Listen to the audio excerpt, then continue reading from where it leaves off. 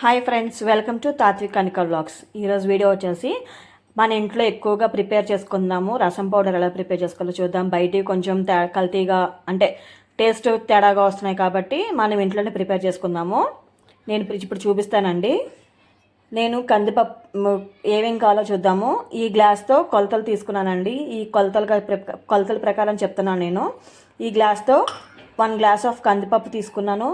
అలాగే half glass పచ్చెనపప్పు, అంటే దీంతోనే హాఫ్ గ్లాస్ ధనియాలు, అలాగే 2 స్పూన్స్ జీలకర్ర, 2 స్పూన్స్ మిరియాలు, దీనికి తగ్గట్టు మిరపకాయలు అండి, ఎండుమిరపకాయలు ఒక 10 to 15 తీసుకున్నాను. ఇప్పుడు వీటిని మనం ఫ్రై చేసుకుందాం. ఆయిల్ లేకుండా ఫ్రై చేసుకుందాము.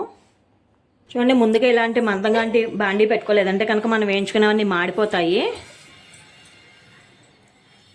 ఇలా బాండీ పెట్టుకోవాలండి.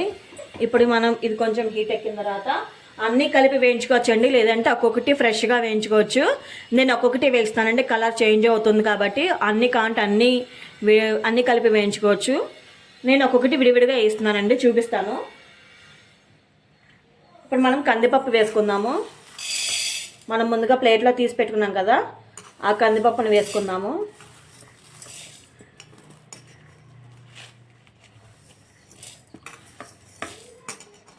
ఇది కొంచెం గోల్డెన్ కలర్ వచ్చేంత వరకు వేయించుకోవాలండి కందిపప్పు అనేది.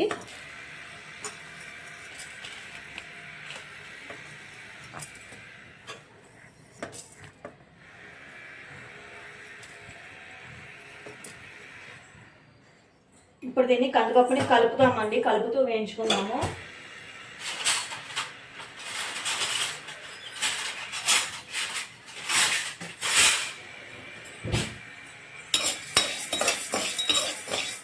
ఇది కొంచెం గోల్డెన్ కలర్ రావాలండి.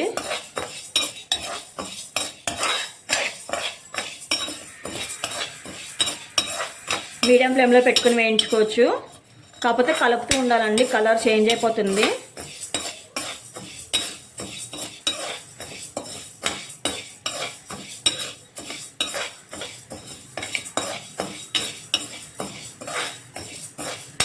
ఇలా వేయించుకోకుండా ఉండాలని ఇలా కూడా వేయించేసుకోవచ్చు, లేదంటే ఇలా కాకుండా మీరు ఇవన్నీ కలిపేసి ఎండలో కూడా పెట్టుకోవచ్చు అండి. ఒక 2 or 3 hours ఎండలో పెట్టారు కనుక ఇవి వేడెక్కుతాయి కదండి, అవి వాటిని మనం క్రైస్గా గ్రైండ్ చేసుకోవచ్చు కోర్స్గా. నేను ఇలా వేస్తే కనుక కొంచెం పురుగు పట్టకుండా ఎక్కువ రోజులు ఉంటుంది అండి పౌడర్ అనేది, అందుకని నేను ఇలా చేస్తున్నాను. ఇది కొంచెం కలర్ చేంజ్ అవుతుంది, స్మెల్ వస్తుందండి. కందిపప్పు వేగిన తర్వాత కలర్ చేంజ్ అయినప్పుడు స్మెల్ వస్తుంది.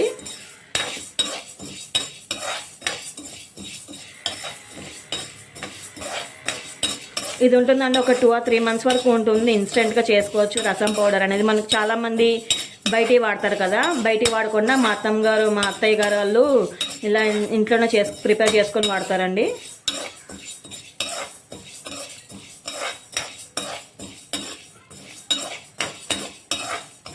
చారు పొడి కాదండి, సాంబార్ పొడి కూడా చేస్తారు మా అత్తయ్య గారు వాళ్ళు. ఇది నేను మా అత్తయ్య గారి దగ్గర నేర్చుకున్నానండి రసం పౌడర్ చేసుకోవటం.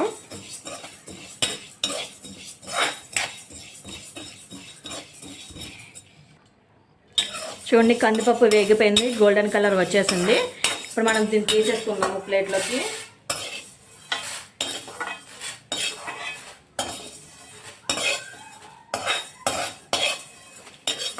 తీసేసుకున్నాక పచ్చెనపప్పు వేసుకుందాము.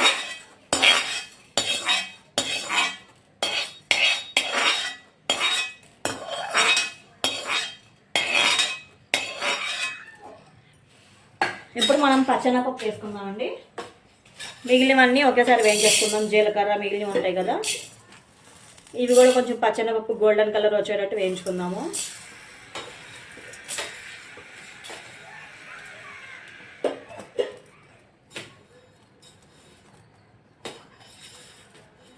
గోల్డెన్ కలర్ వస్తే కనుక 2 or 3 months వరకు ఉంటుందండి, స్టోర్ చేసుకోవచ్చు 2 or 3 months. ఇప్పుడు ఇది గోల్డెన్ కలర్ వచ్చేంత వరకు మనం కందిపప్పు వేయించుకున్నాం కదా, అలాగే దీన్ని కూడా గోల్డెన్ కలర్ వచ్చేంత వరకు వేయించుకోవాలి.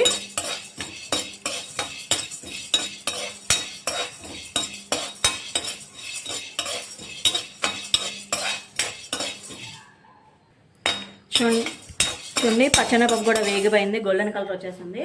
ఇప్పుడు దీన్ని కూడా ప్లేట్లో తీసుకున్నాము.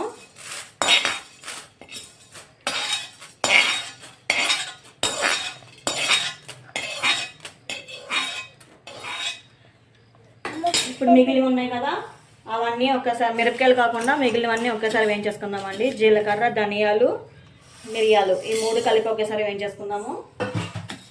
ఇవి కూడా కలర్ వేయగలండి, కొంచెం వేడెక్కితే సరిపోతున్నాయి ఇవి. అంటే ఈ మిరియాలు మాడిపోతే, అంటే బ్లాక్ కలర్ ఉన్నాయి కదా, వేగినాయో తెలియదు కాబట్టి కొంచెం ఫ్రై అయ్యేవాళ్ళు. ఒక 5 minutes ఫ్రై చేసుకుందాము.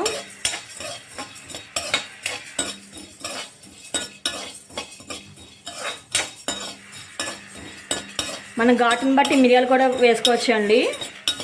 ఘాటుని బట్టి మిరియాలను అలాగే మిరపకాయలు కూడా క్వాంటిటీ కొంచెం పెంచుకోవచ్చు.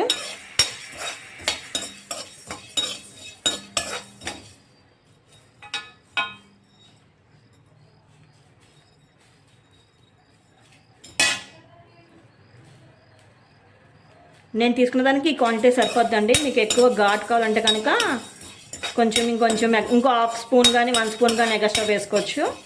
అలాగే మిరపకాయలు కూడా ఒక 5 to 10 ఎక్స్ట్రా వేసుకోండి.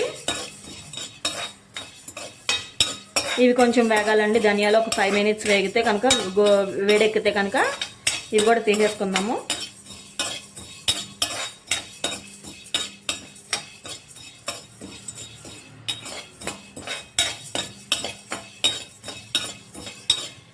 ఇప్పుడు మనం ఇందులోనే మనం ముందుగా మిరపకాయలు పెట్టుకున్నాం కదా, అవి కూడా వేసేసుకున్నాము.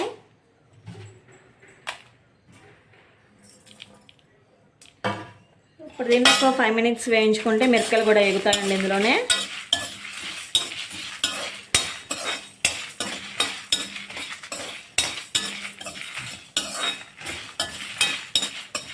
కొంచెం చేంజ్ అయితే సరిపోతుందండి మిరపకాయలు అనేది కలరు. విడిగా కూడా వేయించుకోవచ్చు వీటిని.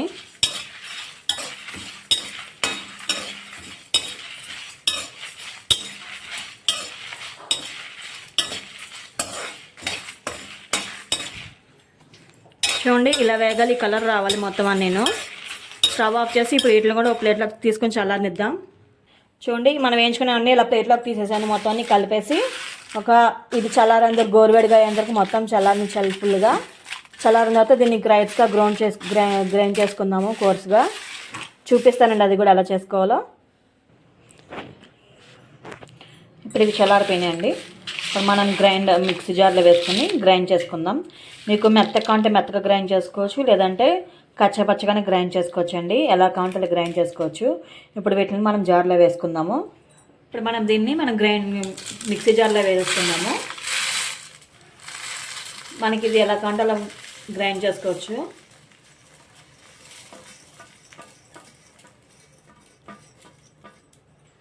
ఇది మళ్ళీ గ్రైండ్ చేశాక చూపిస్తానండి మీకు.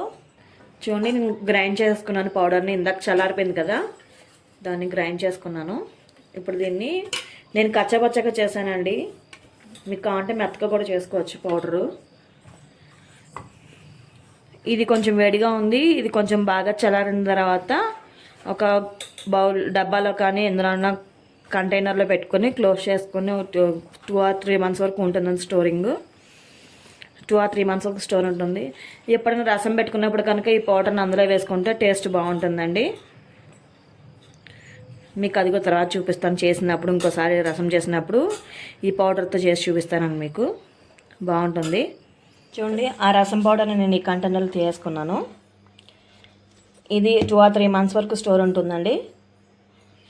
మీరు కూడా ట్రై చేసి రసం ప్రిపేర్ చేసుకుని టేస్ట్ చేసి కామెంట్ చేయండి ఎలా ఉందో. థ్యాంక్ యూ అండి. మరో వీడియోకి కొత్త రెసిపీతో మీ ముందుకు వస్తా. Thank you. Bye bye. Please subscribe to my channel. Please support my channel.